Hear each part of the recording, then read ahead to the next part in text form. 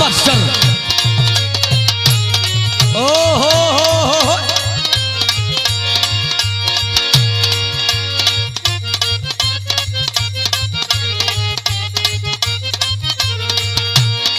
हाई देखल जा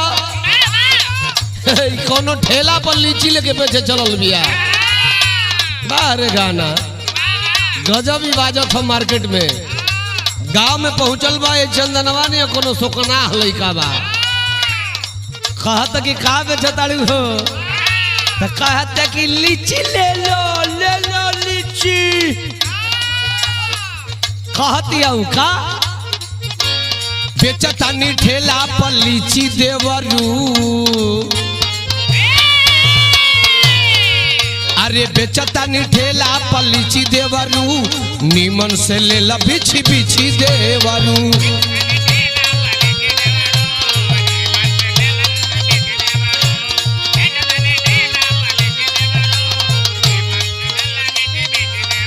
नहीं लेगा तो दूसरे को देंगे,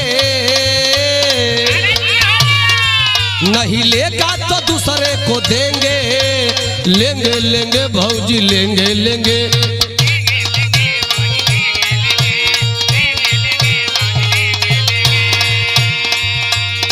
देवरों कम नहीं खे। कहता कि हम लेवे बदे तैयार रही। कहता मास्टर काहे हमके देखावता उठेंगे, काहे हमके देखावता उठेंगे। लेंगे लेंगे भौजी लेंगे लेंगे।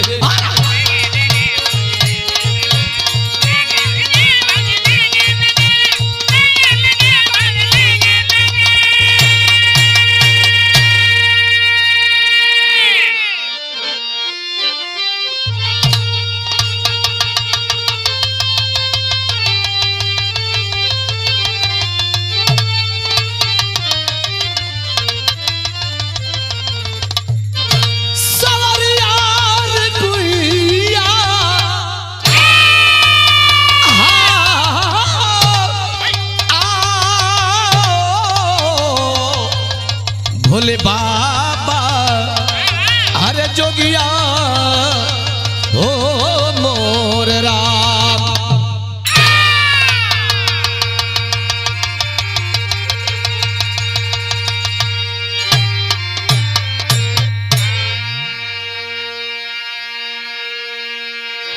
अच्छा भैया लोग, बिरहा सुनने वाला हर भैया बाबू माई बहन के हम बिरहा गायक राम केवल यादव एवं साथियन के ओर से बहुत बहुत प्रणाम। ई बिरहा भी स्टूडियो भीमपुरा बलिया में रिकॉर्डिंग होत बा। ई बिरहा छुटी राम केवल यादव म्यूजिक गाजीपुर चैनल पर। हमरा विश्वास भाई बिरहा के आप लोग सुनल जाई। जो बिरहा का शीर्षक बा बिलखती बेटी गर्भवती माँ। ई कैसन बिरहा बा आई जाए बिरहा के सुनल जाओ। बिरहा अच्छा लगी तो चैनल के सब्सक्राइब लाइक कमेंट जरूर कर जाइए। भूमिका में भाव लगत है बाबू।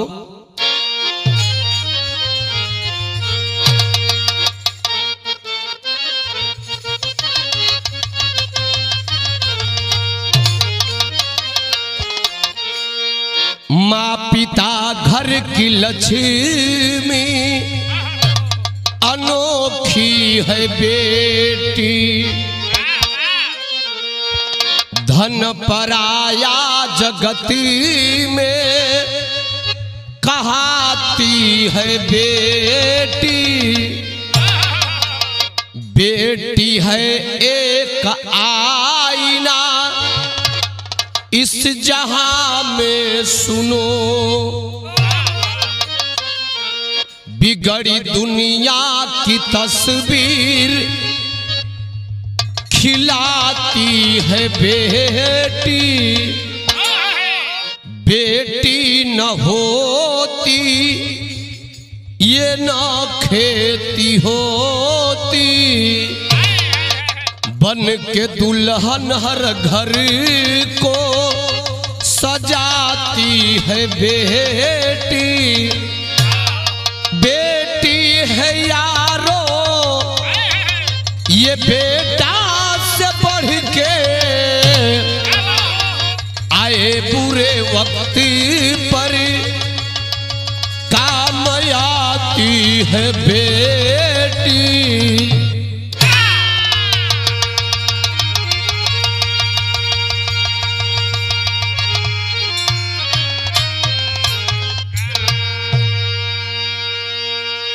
बिरहा सुनने वाला भैया लो, बेटा बेटी में लोग बड़ा अंतर समझौता लेकिन जेकर बेटी ना होई खुदे अपना दिमाग से सोच ले कि बेटी में बेटा में कितना अंतर बा।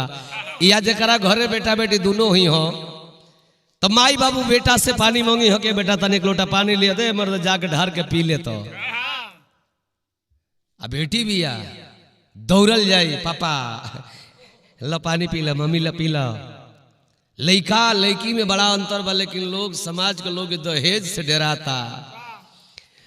सब यह चाहता कि हमार खाली लड़के हो। राम बलम भाई, हाँ लड़की ना हो खसे। बिरहा में बड़ा एक लाइन सुंदर भाव बा गजल के।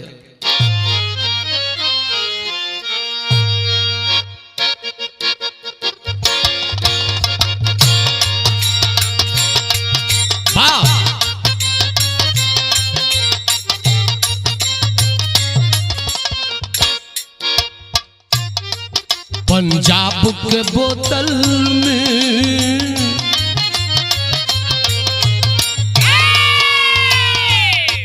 पंजाब के बोतल में कश्मीर का पानी है।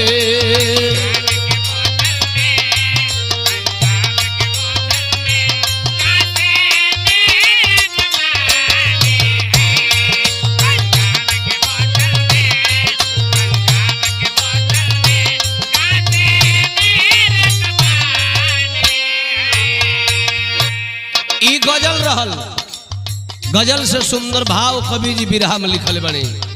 का लिखल हो मास्टर? बेटी के किस्मत में, बेटी के किस्मत में दुख दर्द लिखा रब तू। बेटी के दुख दर्द लिखा रब तू।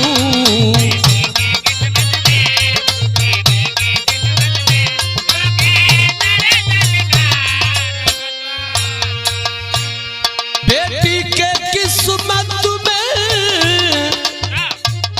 दुख दर्द लिखा रब तू, दुख दर्द लिखा रब तू। ओ सिसक सिसक रोती, ओ सिसक सिसक रोती हम दर्द बना तब तू। ओ सिसक सिसक हम दर्द बना कब तू।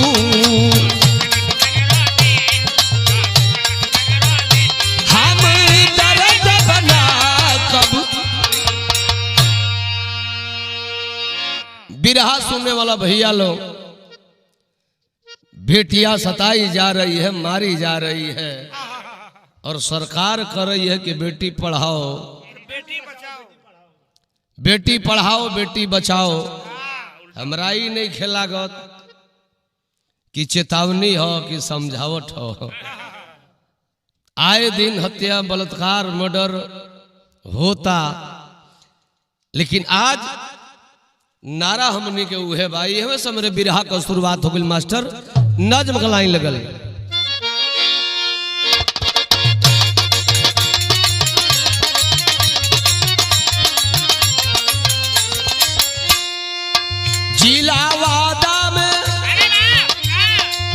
जिलावादा में बसा गांव कंचनपुर, जहां बिमला विधवा रत भी बस अब मजबूर। जहां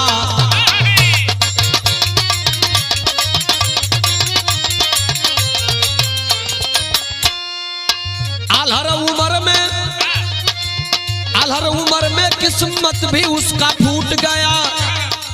जन्मते बेटी से पिता से नाता टूट गया।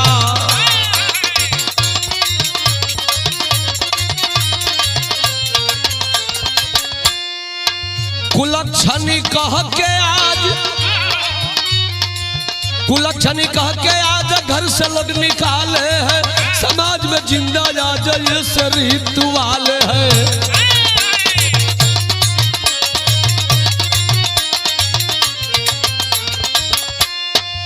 बेटी को लेकर गुजर करते आज मड़ैया में, हुए अपने बेगाने दुर्दिन आज समैया में।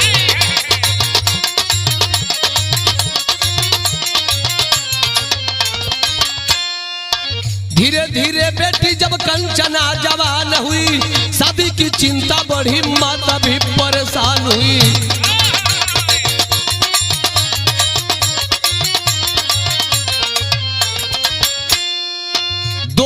दहेज पर 2 लाख दहेज पर तब तय हुई सगाई है, फौजी दुल्ही की बारात घर पे आई है।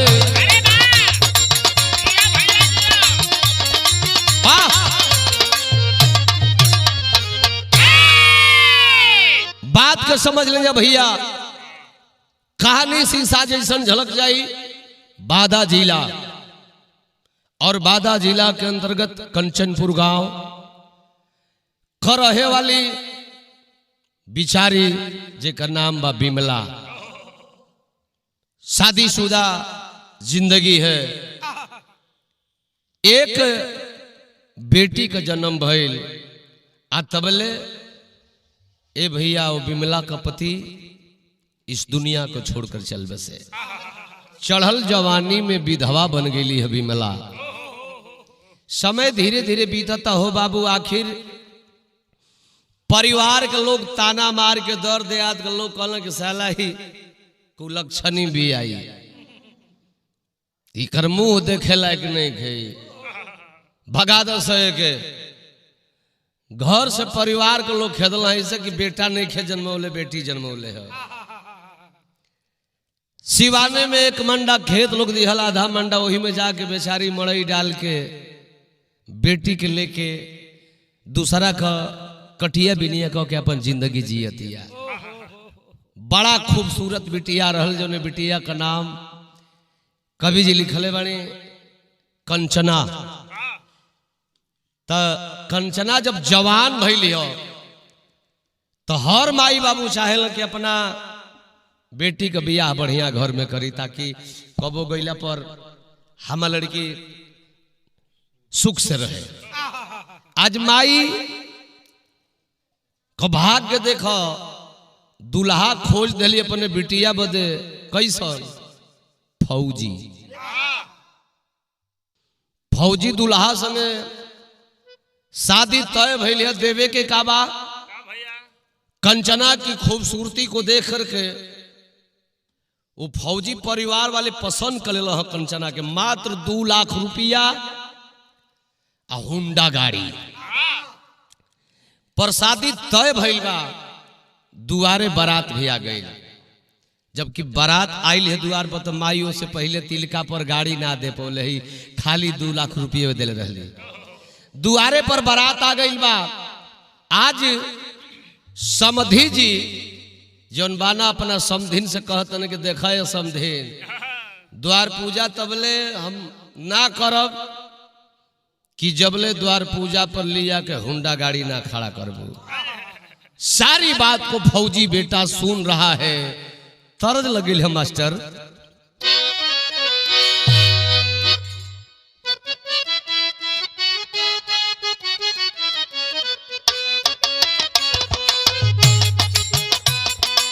ओहो ओहो, तरज अपने जमाने में, अपने जमाने में बड़ा बदल है मास्टर। कुचुर कुचुर आंख करे बार भायल झौआ, कुचुर कुचुर आंख करे बार भायल झौआ, छछुनरो का करबू तेल गमकौआ।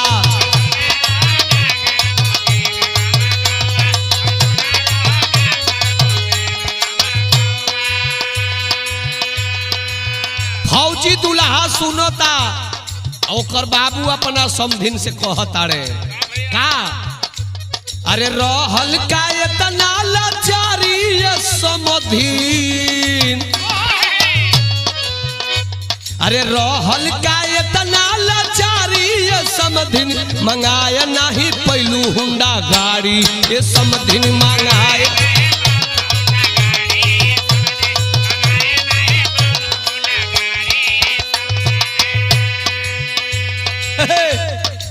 सबके चाहता कि दमदम फौजी मिल जाओ, इंजीनियर मिल जाओ, नौकरी वाला मिल जाओ।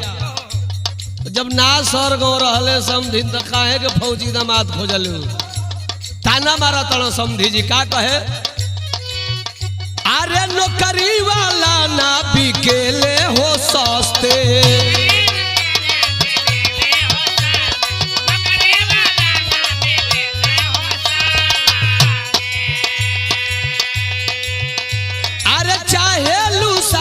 कैल तू मुफते,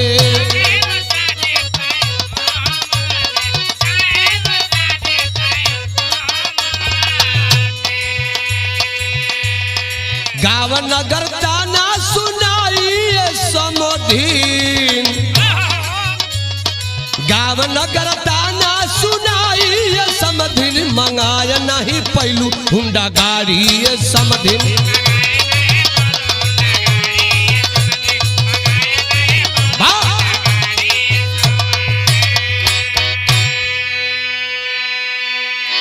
जब ना गाँव रहल तो झूठे ना शोर में गोड़ डाल के तुरंत आड़ू। इतने तो बतिया फौजी बेटा सुनलस, झरझर झरझर आंख से आंसू बहुत बहुत विधवा के आंख से। गुस्सा में लाल फौजी वह बेटा एक बात कह रहा है, तरज बदल गिल मास्टर।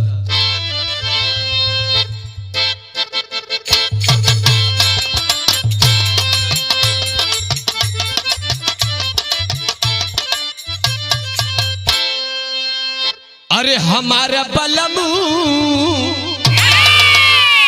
अरे हमारे बलमू रात काहे नयला। लेकिन फौजी बेटवा कयाक लाल लाल भइल कहत बा, अरे बोलल फौजी, बोलल फौजी लाल बैली नजरिया।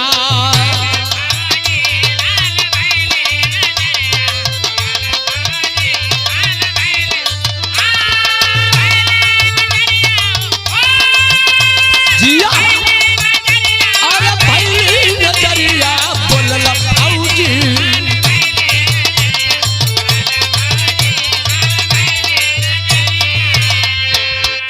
हे बाबूजी कंचन के साथ हम घूमब भवरिया, बोलल फौजी लाल बैल नजरिया। ए पापा तोहर बेटवा फौजी हो गई तका गरीब का आबरू ना होले, मर्यादा से बढ़ी के नाई होले रुपैया। कबले मिटई है समाज के बुराइया।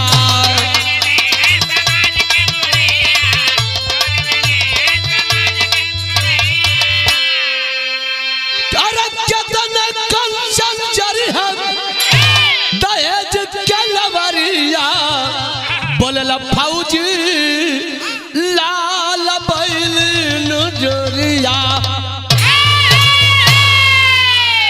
खबरदार पापा, अगर दहेज के बढ़ावा यही तरह हमारे समाज के लोग देहलो तो ऐसने में कितने बिटियन का हत्या होत बा। खबरदार, मुझे दहेज नहीं चाहिए। हम फौजी हैं, मैं गाड़ी खरीद सकता हूं, मैं शादी करूंगा भैया हो। आखिर शौक से शादी भइल है। कंचन विदाई होके ससुरा गई है। जब ससुरा गई तो तरज बदल गई है मास्टर।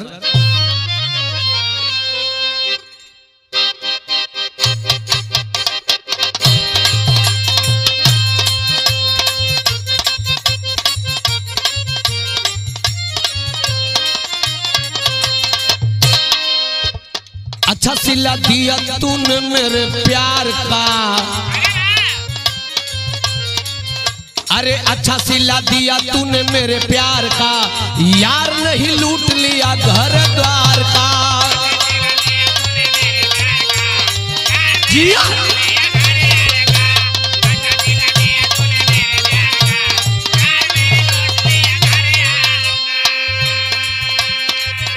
लेकिन बिरहा सुने वाला हमार भैया बाबू लोग हई देखा कंचना ससुरा गई लिया फौजी सैया के संगे सुहाग सेज पहो तो बारे सुहाग रात होत का बा हो लागे ले सुहावन सुहाग वाली रतिया, अरे लागे ले सुहावन सुहाग वाली रतिया, होले न खत्म मीठी मीठी बतिया, होले न खत्म मीठी मीठी बतिया।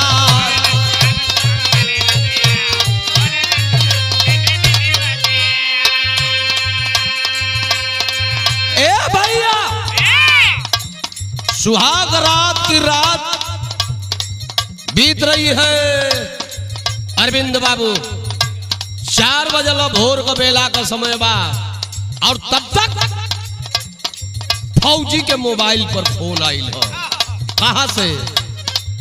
अरे होते सुबह आइल सीमा से खबरिया,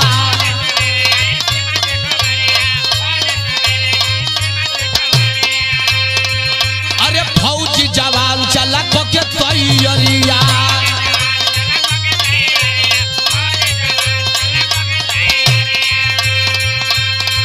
अरे सुन के नवेली कधर के छतिया, अरे सुन के नवेली कधर के छतिया, होले न खत्म मीठी मीठी बातिया। जिया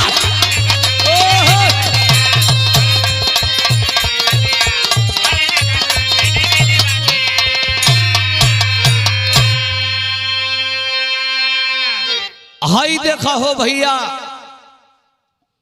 फौज की नौकरी सरहद से कब बुलावा आ जाए फौजी को जाना पड़ता है। आज फौजी जवान अपने सुहागे के राते भोरे में तैयारी कर लेना सरहद पर जाए बदे, लेकिन दुल्हन के आंख से झरझर झरझर आंसू बहते सैया जी अभी तक 21 दिन बीतल। आज भइल का बाबू बिरहा में विदेशिया का भाव लगत बा, त जनली न सुख कैसान दुख के अलामावा में, दुखवे में पीतल बचपन हो साजना,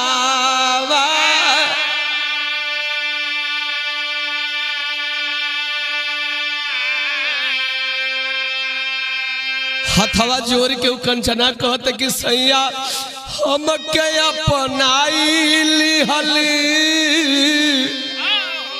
अरे अपना बनाई लिहली, पूरा भइल जिंदगी के सपना हो साजना।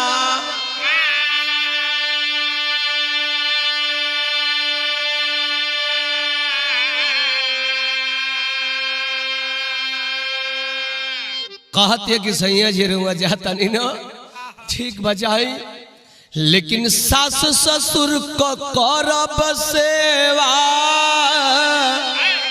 माई समझवली बेवा,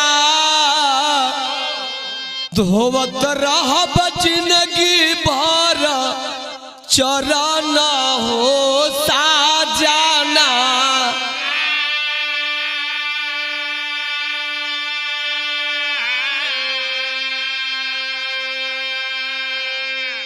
तो जल्दी लौट आई देखत डगर धड़के लयाज तन मन हो साजना।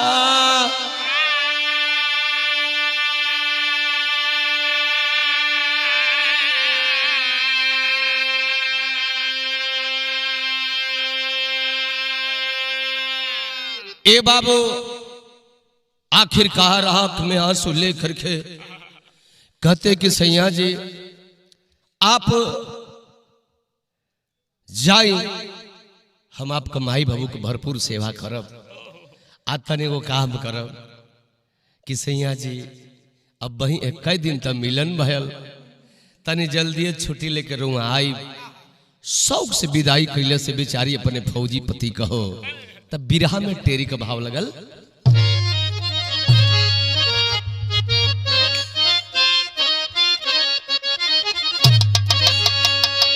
तो सुनावे ताना घर के लोगवा, मारे सास ननद मिल बहुअर पर जुंडा है।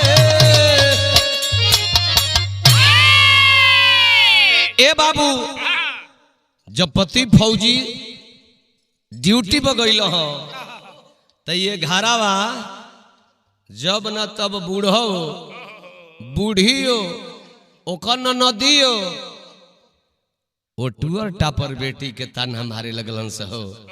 कैसे मारे बाबू?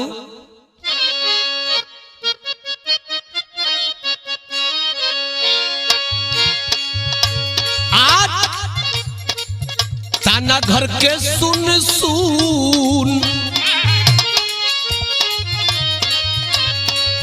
ताना घर के सुन सुन बरसे अखिया से खून। आज दिलावा कमिट नहीं घाव कंचना, मांगे घर के लोग दहेज, मांगे घर के लोग दहेज, बात रहेली अंगेज। अपन सब पे लुटावेली सुभाव कंचना। एक दिन बाजल रिंगटोन, एक दिन बाजल रिंगटोन, आयल फौजी का फोन। रोई रोई काली दिलवा का भाव कंचना, कहे फौजी जवान नहीं हो परेशान, कहे फौजी जवान नहीं हो परेशान, आई भी जल्दी मिले तोहरा से गांव कंचना।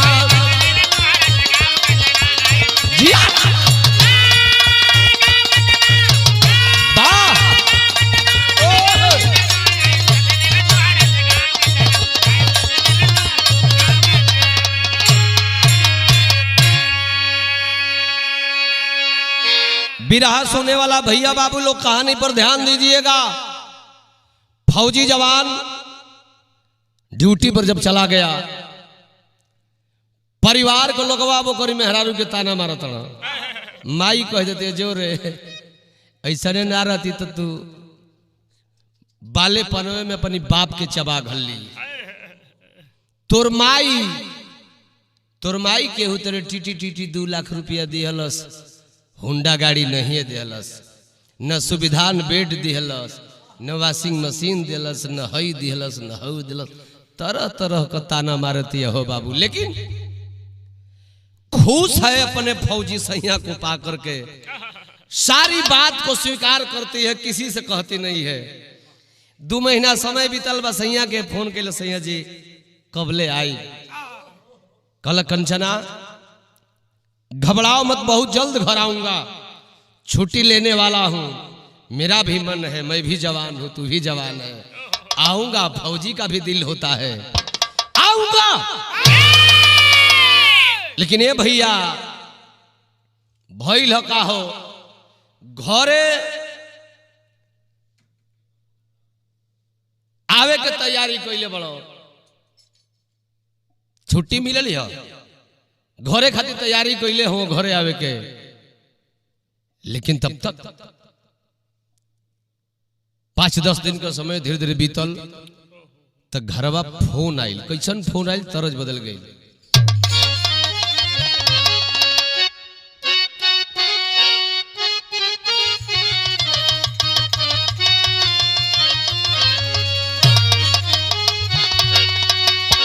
तार से सुंदर भाव विरहम्बा, अरे सीमावा से आइल बा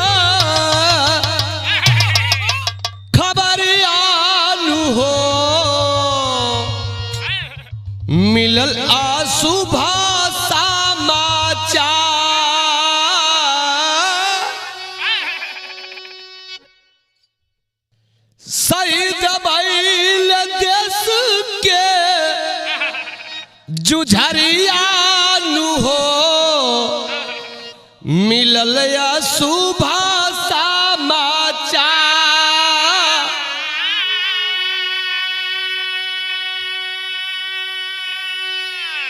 वही कंचना के मोबाइल पर फोन आइल है कि आपके पति शहीद हो गए। इतना ही नहीं, उनकी बॉडी भी नहीं मिल रही है सरहद पे। फौजी जवान बताओ थो का लसिया के लेके भागे पापी दुश्मनवा केहू से न भइल बाटे अंतिम दरसनावा।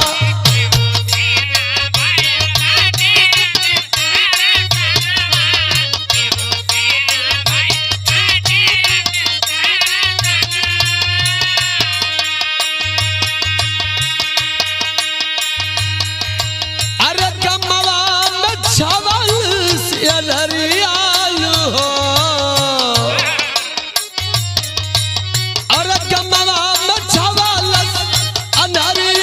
हो, मिलल अशुभ समाचार।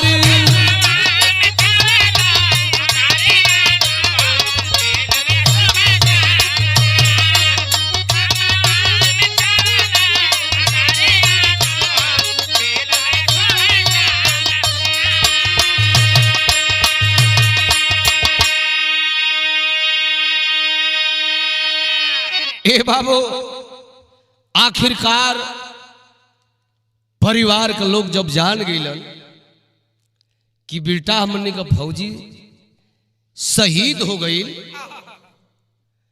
उसकी लाश को भी पाकिस्तानी लेकर भाग गए। अब हई देखा हो भैया, जब रोज ताना मारे वाला माई बाबू बहिन रहल सब भाई जे भी घर कर रहल, उस कंचना को घर से भगा दिए। कंचना अपनी विधवा माँ के पास चली गई और जाकर के जिंदगी बिताने लगी। बिरहा सुनने वाले भैया बाबू, अब बाहर आज के समाज के लोग आखिर भइल का तरज बमास्टर।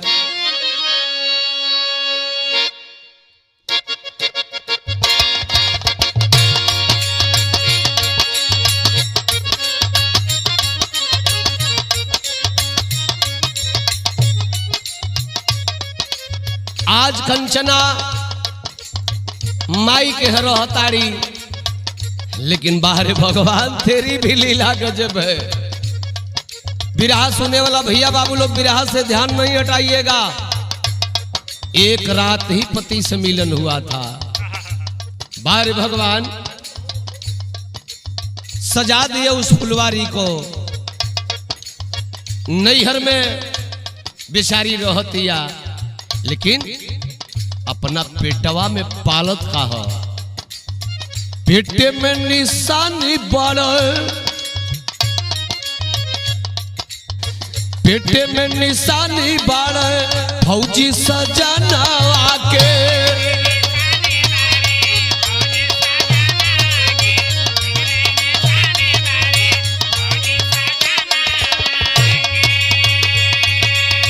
पेटे में निशानी बढ़े फौजी सजनवा के। बनी है नैया के हमरे खेवाइयालू हो।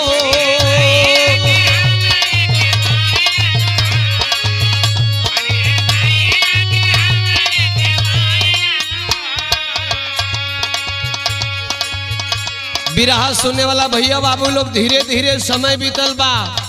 आखिर वो कंचना के गोदी से जन्म के कर भइल बा। दिहली जन्म एक सुंदर लाला नावा के।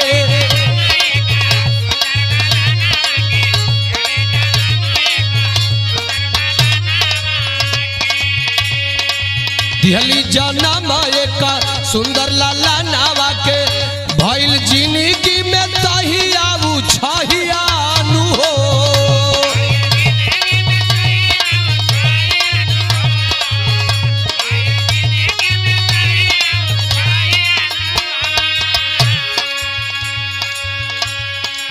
बड़ा सुंदर होनहार एक बेटे का जन्म देती है वह कंचना।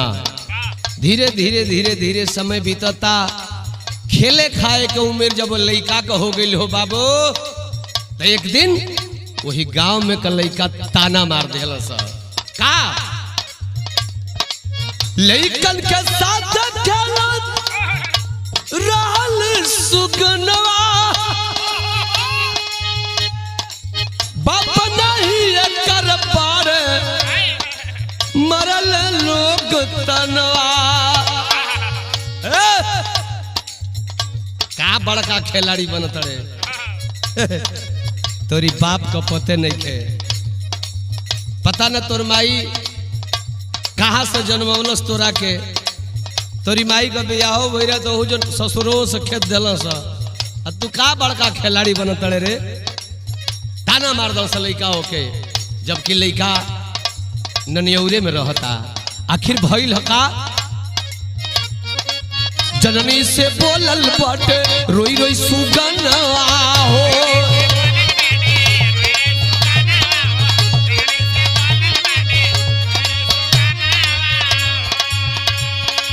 जननी से बोलल बाटे रोई रोई सुगनवा हो, कहवा पापा बर मिलाई दे तुम आइयानु हो।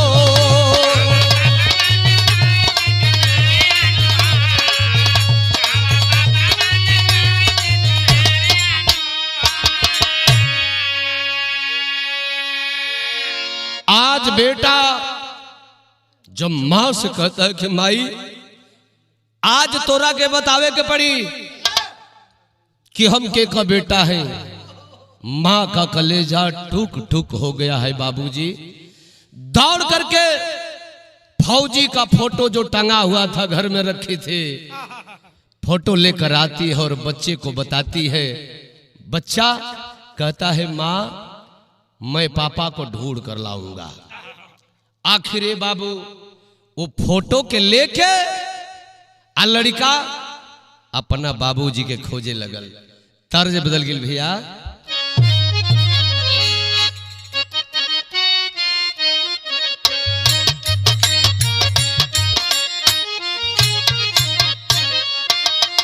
माही फोटोया लेके जब बेटवा के लगे ली हो, करे जवा धक्का धक करता। तू तो जानते बाड़ी कि हमार सैया सरहद पर शहीद हो गईलन। आखिर हम बेटवा के कैसे समझाए कि तोर पापा नहीं को। लेके फोटोवा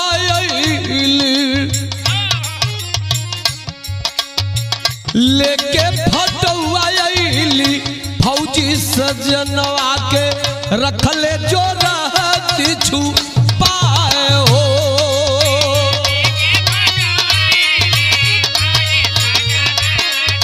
रखले जो रहती छुपाए हो।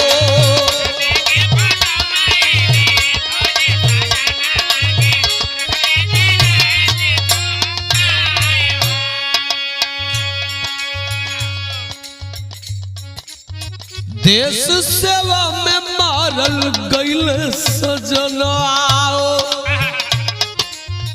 देश सेवा में मारल गईल सजनवा हो। गईली मोर मंगिया धोवायो,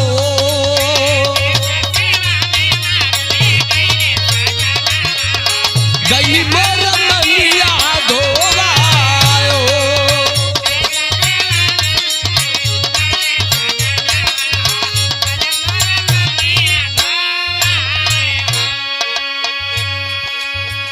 बिरहा सुनने वाला भैया बाबू लोग, कंचना की माँ भी विधवा और कंचना भी विधवा है। मांग में सिंदूर नहीं पहन रही है, लेकिन फोटो अपने फौजी पति का अपने बेटे को दिखा रहे कि बेटा यही तुम्हारे पापा है। और कई वर्षों के लिए वो विदेश चले गए हैं। कलश की माई पापा का चेहरा ते मम्मी एकदम हमारे नहीं बारे हम फौजी बनब रे मम्मी। तमन्ना बा लड़का चेहरा पर निरखत अपने पापा के कैसे निरखेला चेहरा वाला लेके फोटोवा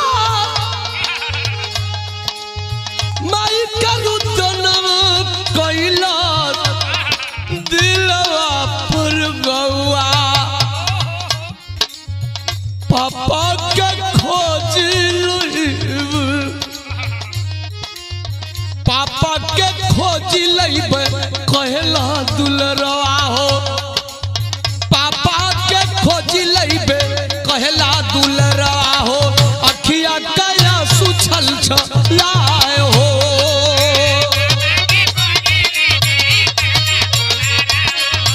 अखिया कया सुछल छलाए हो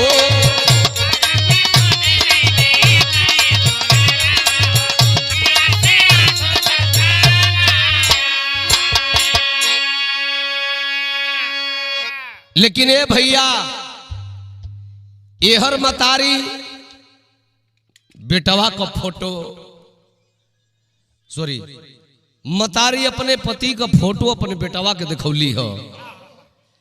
आज बेटा अपने बाप को खोजने की तैयारी कर रहा है लेकिन वो फौजी जिसकी बॉडी भी नहीं घर आई थी जो सरहद से खबर आ गई कि शहीद हो गया है वह जवान बिरहा सुनने वाले भैया बाबू शहीद नहीं हुआ था। पाकिस्तानी उठा करके लेकर पाकिस्तान चले गए थे। आज बंधक बना करके रखे थे उस जवान को। कई साल बाद चांस भिड़ा रहा है फौजी की किस उपाय से हिंदुस्तान भागूं। आखिर ये भैया भाई लकाए नहीं बेटा अपने बाप के खोजे निकलता और बाप उधर पाकिस्तान से हिंदुस्तान भागने की तैयारी कर रहा है। तो बिरहा का आखिरी तरजबा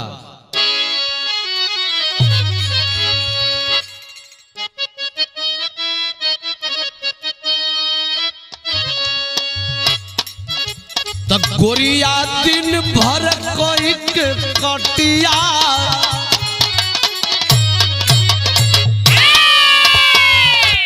हमारा धनंजय वो भौजी देखते बड़ा एकदम सिवाने में लहर एकदम मैं हवा बहेला। तब गोरिया दिन भर कोई के कटिया सझिया के लइके सिलवटिया पिसयन नाम सलरा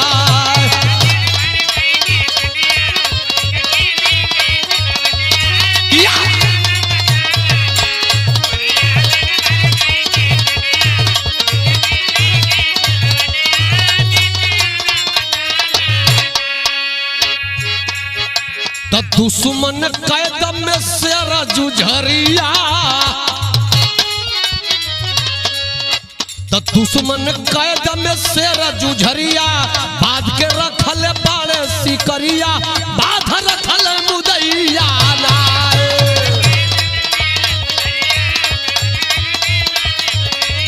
बांध के रखल मुदैया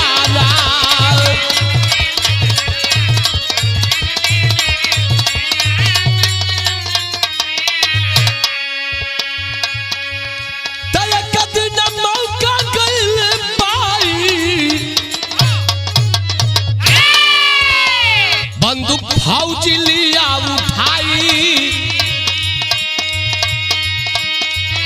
तड़ तड़ बरसन लागे गोली तब फौजी खेले खून की होली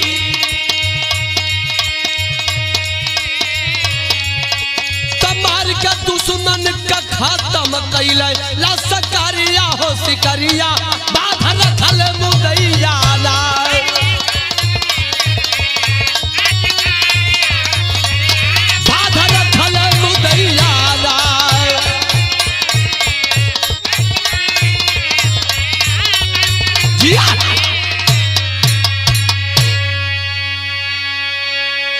मौके से एक दिन पा गया पाकिस्तानी हथियार वह कैदी फौजी उठा लिया और बार भारत का वह शेर जुझारू मारते हुए पाकिस्तानियों को हिंदुस्तान की ओर चला।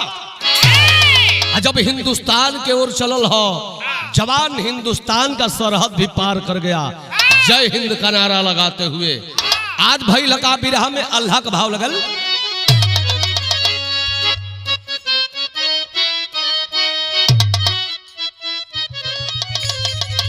तब उतरा स्टेशनवा पर फौजी जवनवा बाबू।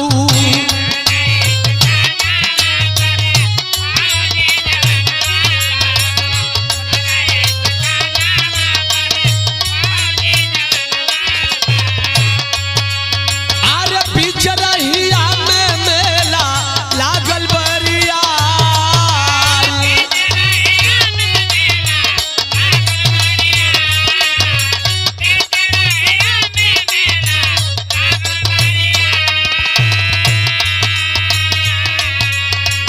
मेलावा में घूमे एक फौजी जवनवा बाबू।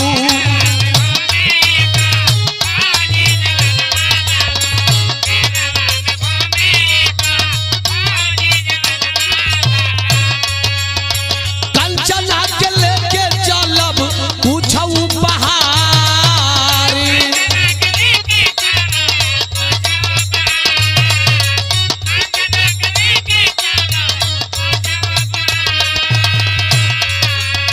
हाथ में खिलौना लिहले एक फट्टे सुगनवा बाबू।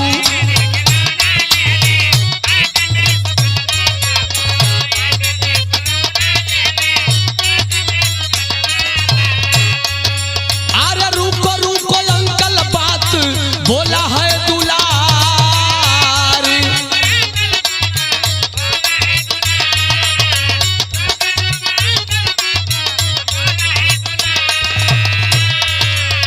एक टकनी रखेला फौजी का सूरतिया बाबू।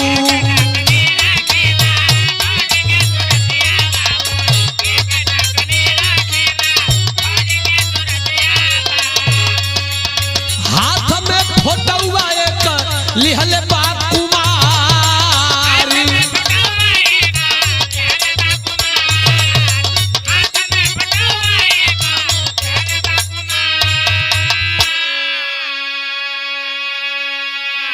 फौजी जवान अपने गांव के स्टेशन पर जब उतरा है, बड़ी शानदार मेला लगल बा। सोचल है कि घरवा हमार कंचना होई, हमार इंतजार करत होई। रुका यही मेले में से कुछ ले लें, अपना दुल्हन के ले चल के देव। आज वही मेला में हो बाबू एगो छोट लड़का फुलौना बेचत रहल। एगो हाथ में अपने पिता का फोटो ले रहल। फोटो पर जब देखलस ध्यान वही फौजी की ओर ध्यान दिलस। कल अंकल इधर आइए, इधर इधर। फोटोइया से उनका चेहरा वो मिलावत हो। यार ये हमारे पापा ना हुआ। रुका रुका रुका, नानी के दिखाई, ले चल के मम्मी के दिखाई। वही मेले में गरीबी के चलते आज वह बिमला जो विधवा थी, कंचना की मां देखती है। वो बिमला जो कंचना की मां है वो भी पहचान गई कि ये तो हमारे दामाद जी हैं। और कंचना भी अपने पति को पहचान गई कि ये तो हमारे सैया जी हैं। और घर पे सूचना आ गई थी कि शहीद हो गए सरहद पर। हाथ जोड़ के कंचना रोवत बस, सैया जी ही कौन रे मजाक कोई नहीं हो। कल कि मजाक ना कर रे पगली, हम ड्यूटी करते रही, पाकिस्तानी मुझे कैद कर लिए। मैं किसी तरह से भागते भागते आया हूं, लेकिन तुम इस मेले में, और ये दादी अम्मा जी भी मेले में, ये लड़का किसका है? कलश के सैया जी ये न पहला दिन का मिलन का निशानी है। एक हम अपना गर्भ में पालत रहनी हो सैया। जब बडरवा से खबर आ गई कि रोमा शहीद हो गई, तो हर माई बाबू भाई बहन सब लोग मार के हमके खेत दिलन। आज माई के चरण में आके आइए फुलौना अपनी पिहरी भेज के हमने के अपन जिंदगी बितावत ही जा। आखिर फौजी जवान बता रहा है अपने जिंदगी के बारे में। खड़ी का भाव हो बाबू।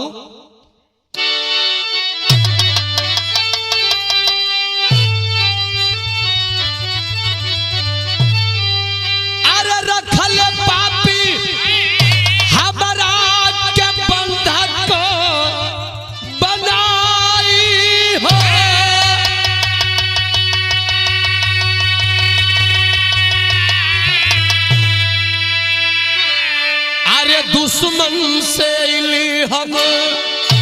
अरे दुश्मन से अली हम अरे बदला चुकाई हो दुश्मन से अली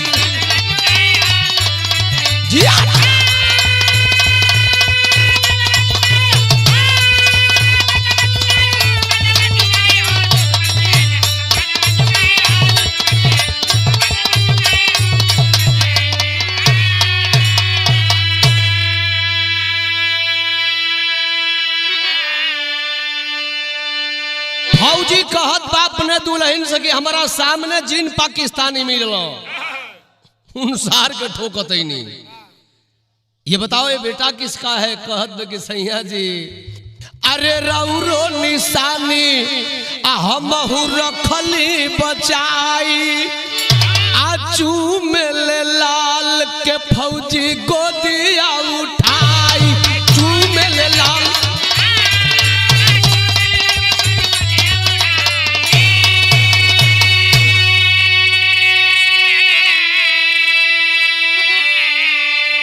खुशिया में गईली दुनिया खचल छलाई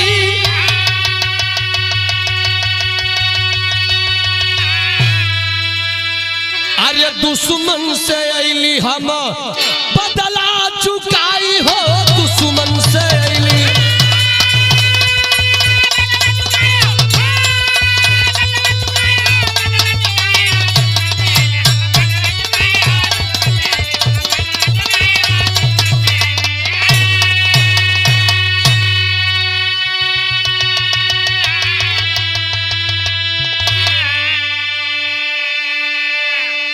सारी बात पूछ रहा है फौजी अपने दुल्हन से कि तुम यहाँ कैसे?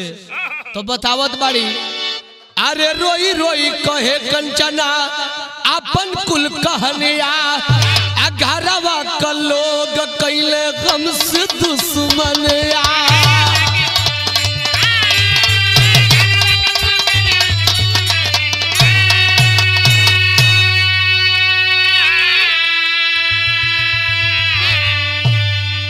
बेच के खिलौना रही दिनवा बिताई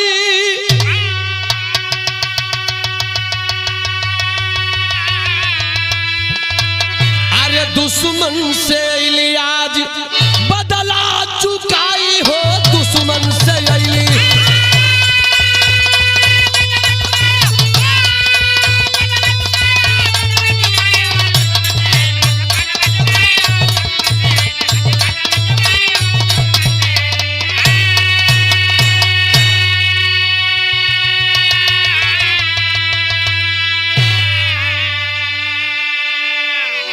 सारी बात फौजी अब नाम भी बताना जरूरी है। फौजी का नाम राकेश कुमार। सारी बात जब समझ गया अपने औरत अपने बच्चे को लेकर के घर जब पहुंचा है अब का बोलस बाबू का बोलस माई हर हर हर हर गोड़ो बगिर के नीर बरसाई बेटा कलश की वाह बारे दहेज के लोभी पिता बारे हमर माई बारे हमर बहन धन दौलत ले ले रहा लोग हम चलत है। आखिर संस्कारी बेटी कंचना कहते कि नहीं सैया जी रहने दीजिए जबले जे के झटका ना लगल तबले के ज्ञान ना मिलेला इह रहल जा आ पूरा परिवार के लोग एक साथ रहे लगलन। ऐसन बहुवन के संस्कारी बहू कहल जाला। आखिरी भाव जय जखार गुरु जद्दू लौटन की लहरे फुलवारी गंगा सागर सुबासमितवा रामनाथ हरि शंकर की तैयारी सुनावे ताना घर के लोगवा